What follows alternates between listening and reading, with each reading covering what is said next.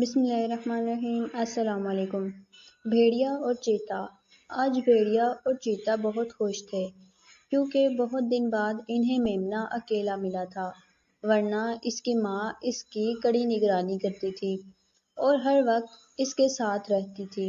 جب انہیں اس بات کا یقین ہو گیا کہ اس کی ماں دور ہے تو انہوں نے اسے کھانے کا منصوبہ بنایا، مگر ایک مسئلہ تھا کہ یہاں میمنے کا شکار نہیں ہو سکتا تھا کیونکہ اس کی آواز سن کر یہاں شیر بھی آ سکتا تھا اور دوسرے جانور بھی۔ ہم میمنے کو سیر کے بہانے کہیں دور لے جاتے ہیں تاکہ اسے اطمینان سے کھا سکیں، بھیڑیے نے چیتے سے کہا۔ ہاں، تم ٹھیک کہتے ہو، چیتا بھیڑیے کے منصوبے سے متفق ہو گیا۔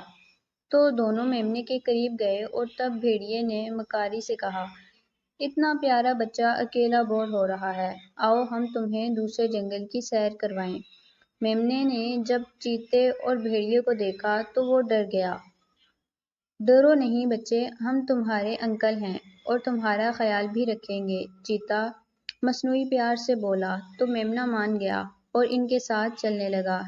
ادھر چیتے نے سوچا کہ کسی طرح بھیڑیے کو بھگا کر میں اسے اکیلا ہی کھاؤں گا، چنانچہ اس نے تھوڑی دور جا کر بھیڑیے کو زوردار ٹکر مار کر کھائی میں گرانے کی کوشش کی، مگر جیسے ہی چیتے نے بھیڑیے کو دھکا دیا تو بھیڑیے نے اپنے تیز اور نوکیلے پنجے اس کے جسم میں گاڑ دیے۔ پھر دونوں ایک دوسرے پر حملہ کرنے لگے اور تھوڑی ہی دیر میں دونوں ہی گہری کھائی میں جا گرے۔ میمنہ یہ دیکھ کر سمجھ گیا کہ دشمن کبھی دوست نہیں ہوتا۔ اتنے میں اس کی ماں باقی جانوروں کے ساتھ اسے ڈھونڈتے ڈھونڈتے وہاں تک پہنچی، تو میمنہ ڈرا سہما اپنی ماں سے لپٹ گیا۔